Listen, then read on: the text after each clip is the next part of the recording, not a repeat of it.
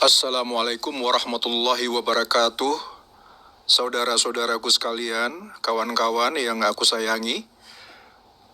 Pagi hari ini tanggal 8 Januari 2026. Jam 3:14 dini hari. Ya. Hari ini adalah hari Kamis di Washington DC. Saya Yuno Baswir. Kali ini saya akan membicarakan sebuah topik yang berjudul kasih sayang Allah Subhanahu wa Ta'ala terhadap manusia. Dan ini adalah tulisan dari Ustaz Muhammad Taufik Kasan. Dan sudah pula disebarluaskan artikelnya oleh suatu situs muhammadiyah.org.sg pada tanggal 21 Agustus 2024 yang lalu, ya. Jadi saya ini berangkat dari tulisan ini dan mencoba membicarakannya. Akan saya tambah-tambahi dengan pikiran-pikiran saya sendiri dan penafsiran saya sendiri, ya. Mudah-mudahan bermanfaat bagi kita semua. Ayo kita mulai. Marilah sama-sama kita kenali arti kasih sayang Allah Subhanahu wa Ta'ala terhadap manusia dan hamba-hambanya. Nah, begitu tulisan ini dimulai. Telah berkata Ibnul Qayyim di dalam kitabnya Al-Jawabul Kafi, yang artinya adalah barang siapa yang mengenal Allah melalui nama-namanya, sifat-sifatnya, dan perbuatan-perbuatannya, pasti dia akan mencintainya. Nah, begitu kata Ibnul Qayyim. Ya. Semoga kasih sayang Allah dilimpahkan terhadap dirinya, ya. Terdapat dua nama Allah Subhanahu wa Ta'ala yang selalu kedengaran di telinga kaum muslimin, yang banyak kali disebutkan oleh lisan kaum mukminin, ya. Mukmin, ya. Ada dua nama Allah Subhanahu wa Ta'ala yang terkandung di dalam basmalah, ya. Bismillahirrahmanirrahim. Itu ada dua nama Allah Subhanahu wa Ta'ala yang tergantung di dalam ucapan itu, yang menjadi sebahagian dari surah Al-Fatihah. Nah, kita semua tahu itu. Dua nama itu adalah Ar-Rahman dan Ar-Rahim. Kedua-dua nama Allah Subhanahu wa Ta'ala ini berkaitan dengan rahmat, yaitu kasih sayang Allah Subhanahu wa Ta'ala. Ya, yang pertama, Ar-Rahman bermaksud yang memiliki rahmat yang luas, meliputi seluruh makhluknya. Wazan dalam bahasa Arab menunjukkan kepada keluasan yang menyeluruh, luas dan menyeluruh. Sebagai contoh, jika ada seorang laki-laki yang selalu marah pada setiap perkara, dia dipanggil, ya, rajul ghadban. Nah, ini mudah-mudahan tepat ini ucapan saya ini, ya. Rajulun ghadban. Nah, ya. Yang nomor dua, Ar-Rahim, ya, adalah nama yang menunjukkan kepada perbuatan, ya. Perbuatan. Rahim, Ar-Rahman, Ar-Rahim, dan ini Ar-Rahim, ya. Yang satu Maha Pengasih dan satu lagi adalah Maha Penyayang. Sifat rahmat kasih sayang Allah yang terkandung di dalam kedua nama tersebut sesuai dengan ketinggian dan kemuliaan Allah Subhanahu wa Ta'ala. Lalu, apakah terdapat perbedaan makna pada kedua-dua perkataan Ar-Rahman dan Ar-Rahim ini? Coba kita telaah, ya. Ada ulama yang mengatakan bahwa Ar-Rahman berarti Allah Subhanahu wa Ta'ala memberikan kasih sayangnya secara umum kepada seluruh makhluknya di dunia.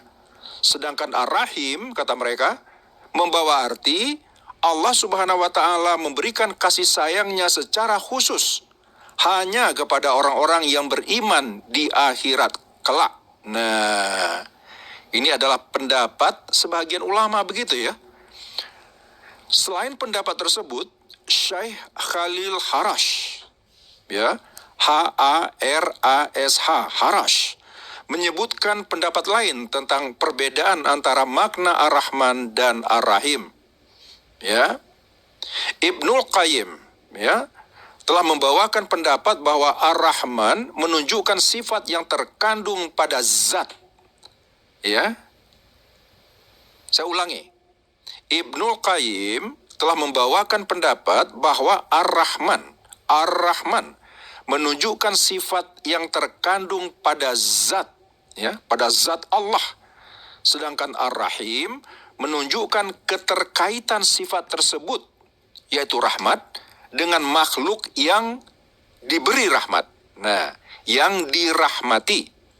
Ya.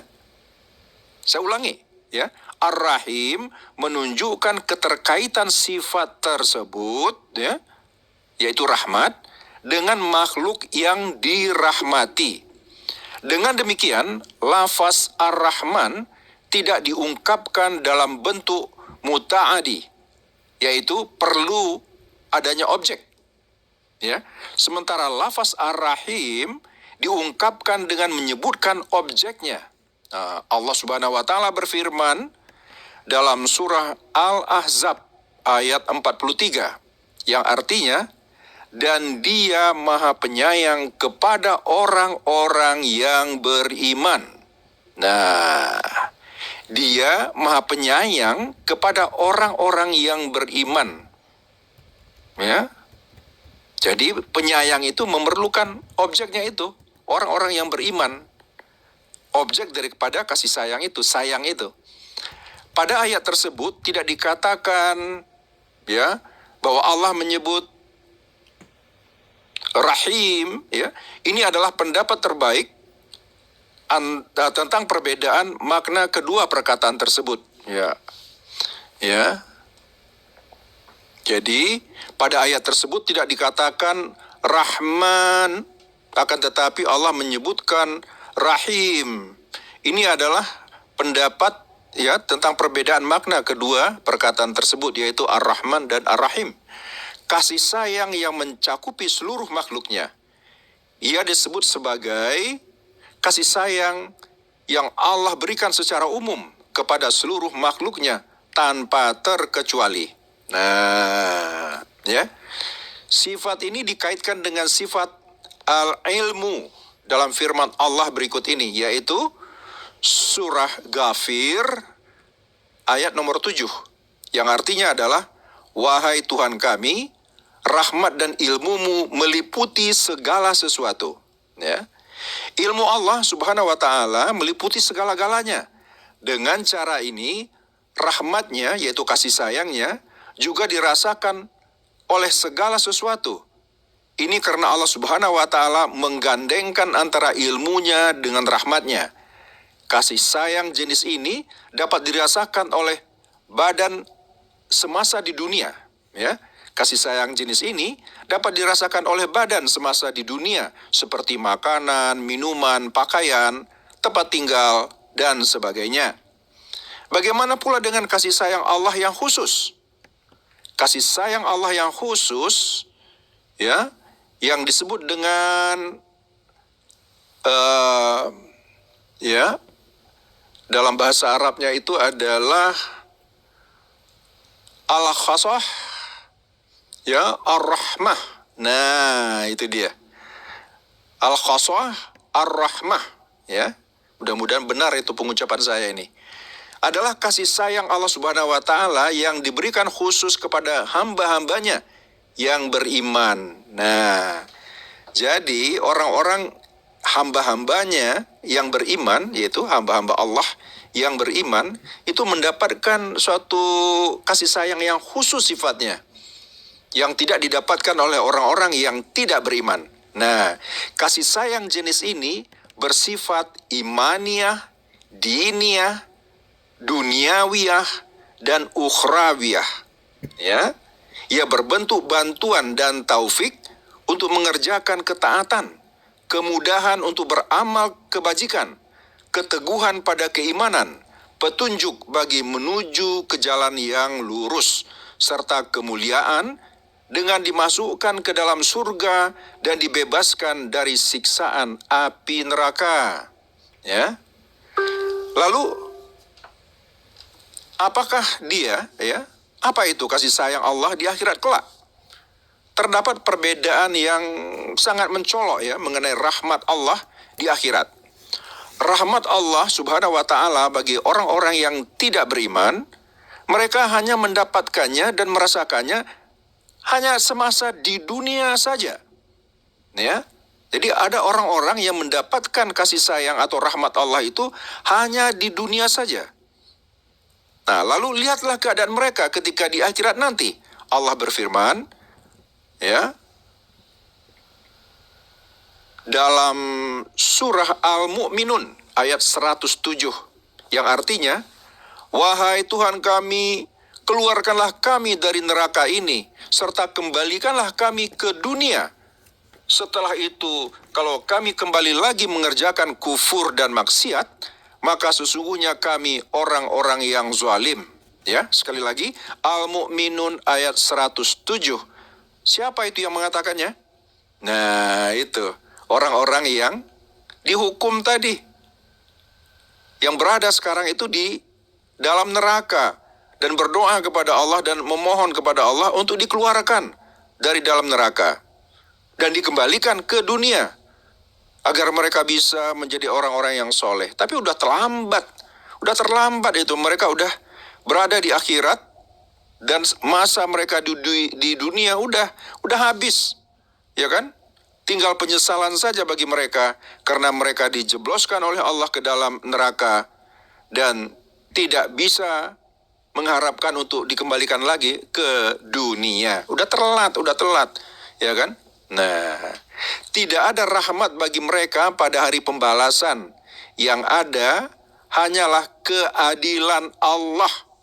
Nah, ini satu lagi, ini ayat di dalam surah Al-Mu'minun ayat 108 yang artinya adalah Allah berfirman, diamlah kamu dengan kehinaan di dalam neraka dan janganlah kamu berkata-kata memohon sesuatu pun kepadaku.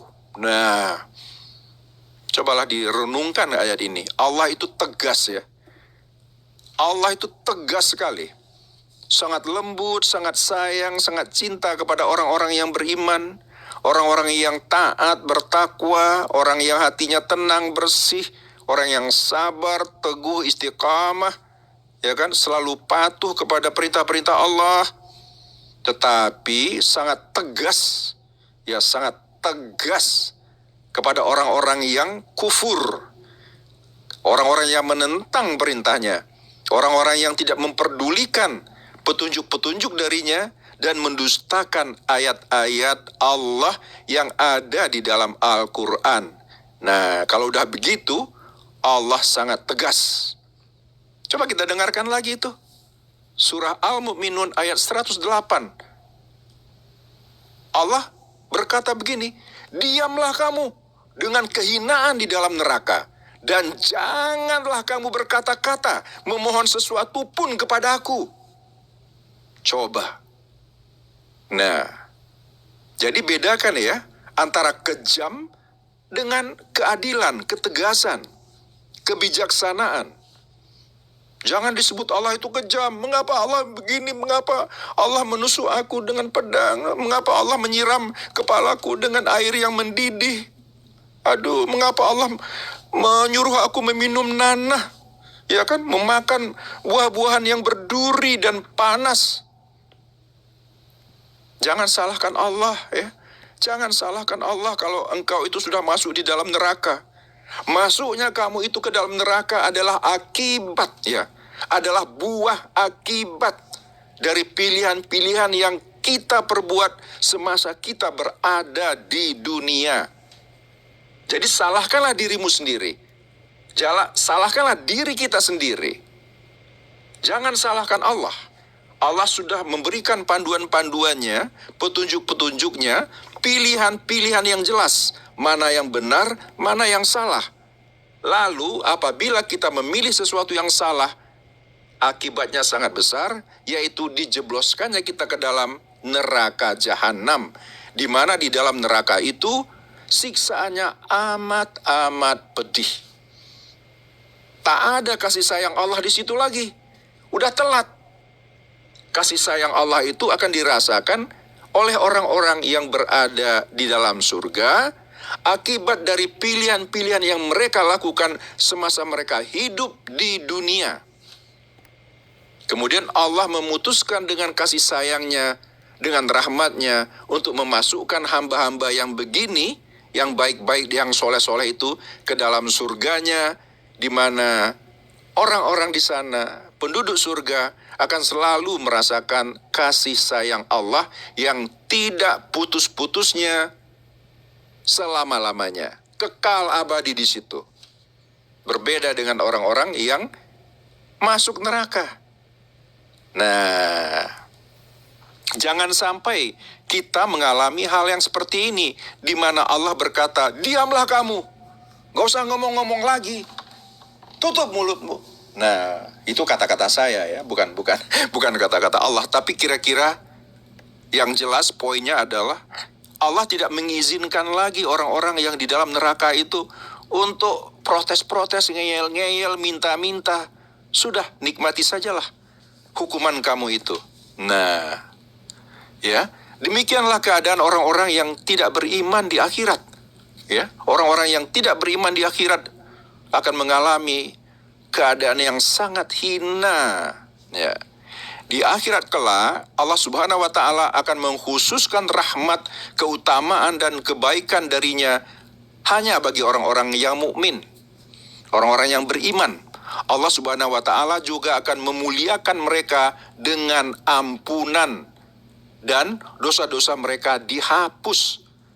Betapa luasnya karunia Allah Subhanahu wa Ta'ala itu, sehingga lidah tidak mampu mengungkapkannya dan pikiran tidak mampu membayangkannya.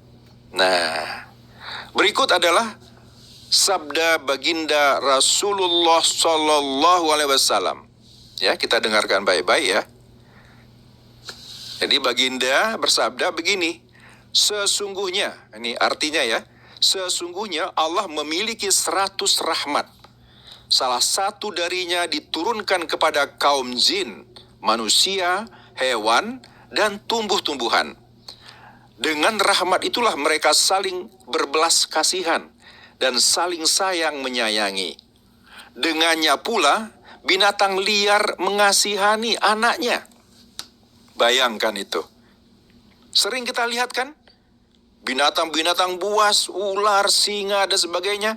Kalau udah bersama anak-anak mereka, itu ibu-ibu, bapak-bapaknya tuh kok cinta sekali.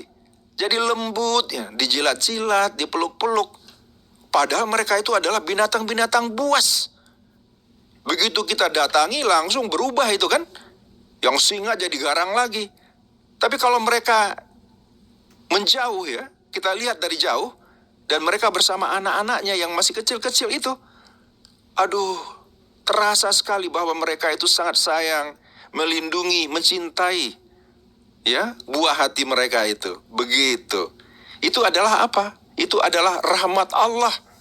Allah lah yang meletakkan kasih sayang itu dalam diri, ya, di dalam binatang-binatang yang buas-buas itu secara normalnya. Tapi kalau udah di hadapan anak-anaknya, baby-baby mereka, penyayangnya bukan alang kepalang lagi.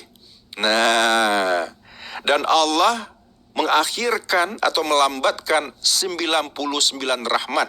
Nah, ini kelanjutannya. Jadi Allah itu baru memberikan satu aja. 99 masih ditunda untuk Dia curahkan kepada hamba-hambanya pada hari kiamat. Waduh, Masya Allah.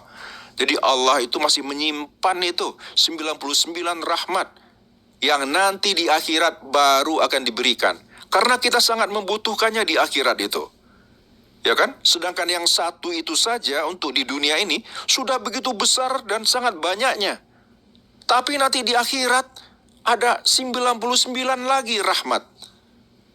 Di mana pada saat itu memang kita sangat-sangat membutuhkan rahmat Allah. Nggak ada lagi yang kita butuhkan selain daripada itu. Karena, waduh, kita bergantung kepada rahmat Allah itu, ya, yang akan bisa menyelamatkan kita dan tidak menjebloskan kita ke dalam neraka. Kita memerlukan rahmat itu. Jadi saya pernah mendengarkan bahwa seseorang itu tidak akan masuk ke dalam surga hanya dengan amal mereka. Ada hadisnya itu. Dan para sahabat bertanya kepada Nabi, bagaimana dengan engkau sendiri ya Nabi? Apakah engkau bisa masuk ke dalam surga itu dengan amal-amalmu? Kira-kira begitu ya bunyinya ya, hadisnya ya. Nabi berkata, enggak, tidak bisa.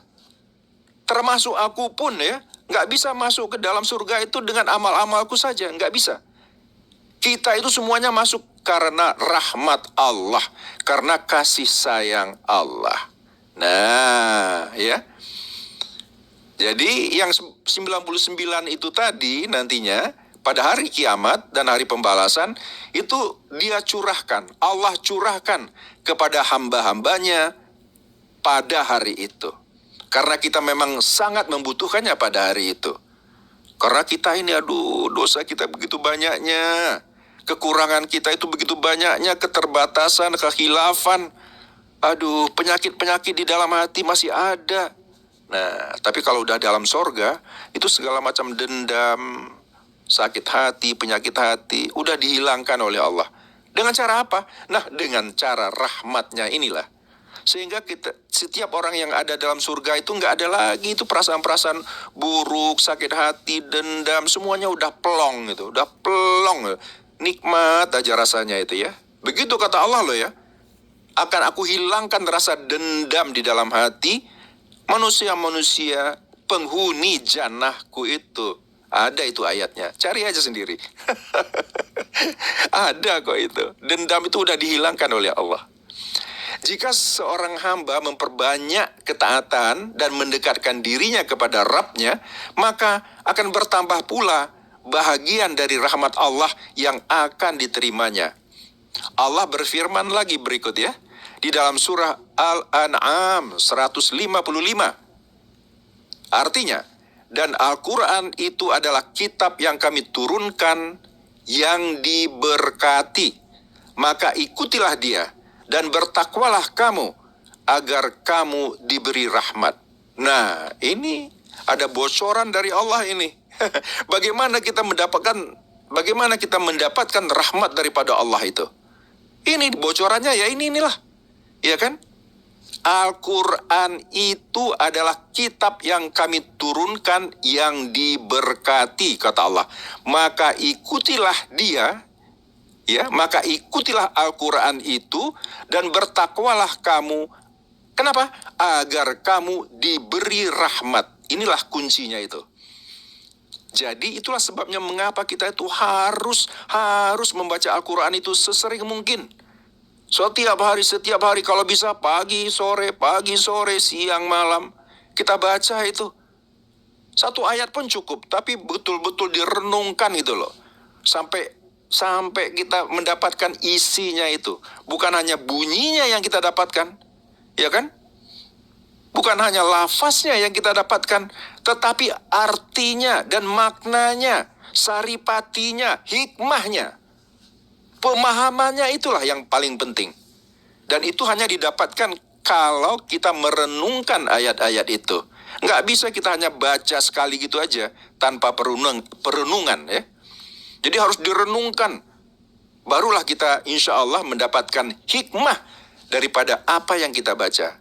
Kalau kita udah mendapatkan hikmah daripada yang kita baca, itu pengaruhnya terhadap diri kita itu sangat besar.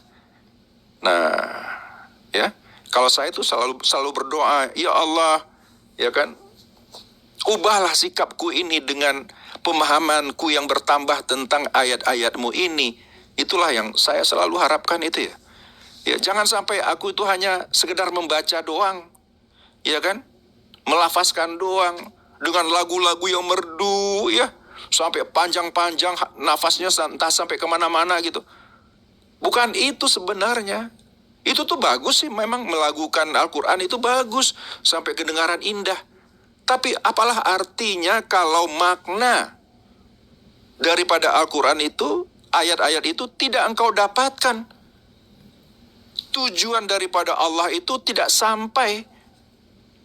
Karena yang sesungguhnya diinginkan Allah itu adalah kita itu paham, kita itu mengerti apa pesan yang terkandung di dalam firman-firman Allah itu.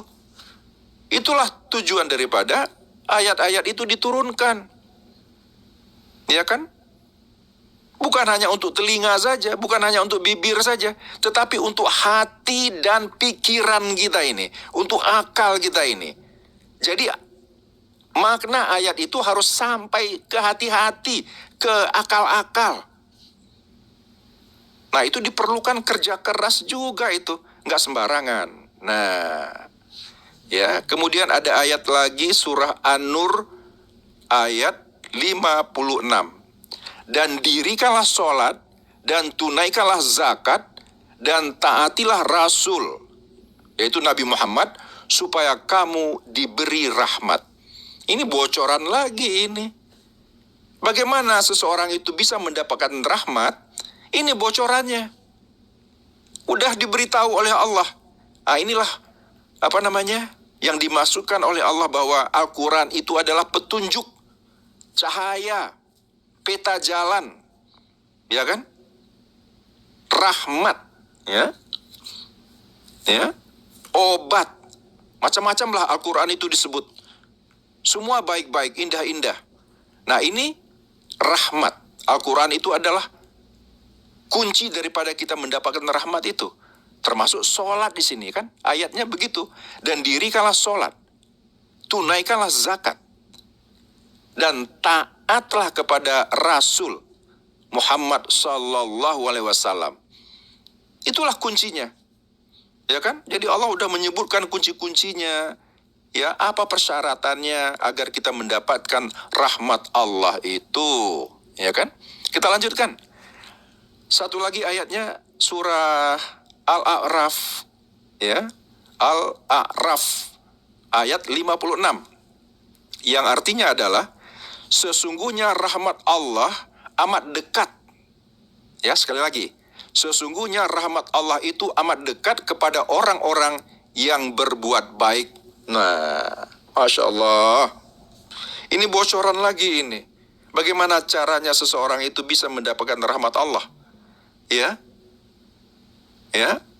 Adalah orang-orang yang berbuat baik. Alangkah baiknya Allah itu ya, memberi petunjuk kepada kita. Kalian itu, gini, seolah-olah Allah itu mengatakan, kalian itu ingin mendapatkan rahmat kan? Lalu orang-orang bilang, iya ya Allah, iya kami ingin mendapatkan rahmat-Mu ya Allah. Nah, caranya bagaimana? Nah, jadilah kalian itu orang-orang yang berbuat baik. Jadilah kita itu orang-orang baik. Ya kan? Jangan jadi orang-orang yang jahat ya.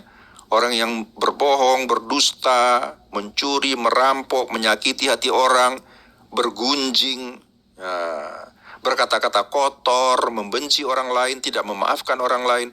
Pokoknya kalau kita tidak melakukan hal-hal yang bertentangan dengan definisi dari orang-orang yang baik, nah, ya artinya kita menjadi orang-orang baik lah gitu. Insya Allah kita itu akan mendapatkan rahmat Allah itu. Gampang kan? Gampang kedengarannya ya. Tapi mengamalkannya itulah. Bagaimana cara menjadi orang yang baik itu. Ya kan? Jangan marah, jangan marah. Kan gampang kan kedengarannya kan? Oh, jangan marah. Gampang, sederhana. Tapi begitu dipojokkan di dalam situasi, lupa kita tuh. Tiba-tiba jadi emosi ya kan? Udah nggak bisa lagi dikendalikan itu kemarahan itu. Langsung panik gitu udah. Emosinya itu loh. Ditabrak-tabrak mejanya, dipukul-pukul, pintu digedor-gedor, segala macam lah. Orang-orang disakiti, ditampar, aduh. Kalau udah dihadapkan kepada situasi, orang itu bisa berubah loh. Bisa berubah. Orang-orang yang tadinya sabar-sabar, pada keadaan baik-baik saja, normal. Kalau udah dihadapkan kepada situasi, barulah kelihatan aslinya. Apakah betul dia itu orang yang sabar atau orang yang gampang marah? Nah, itu. Nah, ini kita lagi berbicara tentang Bagaimana tuh orang-orang baik-baik itu yang bagaimana? Nah, itu salah satunya kan itu. Orang-orang yang bisa mengendalikan dirinya. Ya kan? Istiqamah dalam kebaikan. Nah, itu bagaimana itu? Supaya bisa baik terus. Ya kan? Bukan hanya setengah hari baik, setengah hari lagi jahat. Itu bukan begitu kan? Nah, dah. Kita lanjutkan ya. Kemudian ayat 156 surah Al-A'raf. Maka akan aku tetapkan rahmatku untuk orang-orang yang bertakwa. Nah, ini luar biasa ini kata-kata ini. Bertakwa. Itu kalau ditulis tentang uraian dari takwa itu bisa 7 buku itu kalinya. Ya kan? Panjang itu kajiannya itu. Bagaimana takwa itu, siapa orang yang bertakwa, definisinya bagaimana, bagaimana kalau bertakwa dan bagaimana kalau tidak bertakwa. Waduh, lebih 7 buku itu kali. Ya kan? Jadi, maka akan aku tetapkan rahmatku untuk orang-orang yang bertakwa, yang menunaikan zakat, dan orang-orang yang beriman kepada ayat-ayat kami. Nah, ini penting-penting semua ini bocoran ini nih. Bertakwa, zakat, beriman kepada ayat-ayat. Wah, itu kalau nggak beriman kepada ayat-ayat itu bagaimana kita bisa bilang kita ini muslim? Ya kan? Mengimani yang gaib-gaib ya. Ya termasuk Allah ya lah. Tidak tampak oleh mata tapi kita tuh harus mengimani. Ya kan? Jangan kita katakan, oh kalau aku tidak bisa melihatnya berarti tidak ada. Orang-orang ateis. Nah, ateis. Itu yang saya maksudkan tadi. Ya. Kalau aku nggak bisa menyentuhnya, kalau aku tidak bisa mengalaminya, nggak bisa ngelihat, nggak bisa mendengar dia, berarti tidak ada gitu. Nah, tidak begitu kan. Listrik aja tidak kelihatan. Tapi coba itu pegang kabel yang agak terbuka sedikit itu, besinya itu karetnya itu. Langsung baru terasa gitu bahwa ada listrik di situ. Cinta ya. Coba bagaimana caranya kita itu menampilkan cinta ke hadapan seseorang? Nggak bisa kan? Ya. Wah, cinta itu kalau aku memeluk dia. Tapi yang pelukan itu bukan cinta. Itu wujud, ya kan? Perwujudan atau ekspresi daripada cinta. Tapi cinta itu sendiri mana? Nah, itu. Ya kan? Nah, hanya kepada Allah Subhanahu wa Ta'ala jualah kita memohon dan meminta agar dengan rahmatnya kita dimasukkan ke dalam golongan orang-orang soleh. Semoga Allah Subhanahu wa Ta'ala mencurahkan kasih sayangnya kepada kita sebagaimana yang Dia limpahkan kepada kekasih-kekasihnya yang beriman. Sungguh Allah Subhanahu wa Ta'ala itu, sekali lagi, sungguh Allah Subhanahu wa Ta'ala itu Maha mulia lagi Maha agung, rahmatnya begitu luas, tidak terbatas. Nah, itu dia pembicaraan kita kali ini ya, tanggal 8 Januari. Sekarang udah jam 3:47 dini hari. Wah, entah sudah berapa menit saya tadi itu bicara ya. Mungkin lebih daripada 25 menit. Ya begitulah teman-teman dan kawan-kawan, saudara-saudaraku semua yang aku sayangi. Ya, semoga pembicaraan kita pada hari ini, ya ini udah siang sore di Indonesia ya. Tapi di sini masih dini hari ini. Mudah-mudahan bermanfaat ya, seperti biasa. Wassalamualaikum warahmatullahi wabarakatuh. Saya Yuno Baswir ya. Yuno Baswir di Washington DC, Amerika. Sampai jumpa lagi di lain kesempatan. Ya. Wassalam.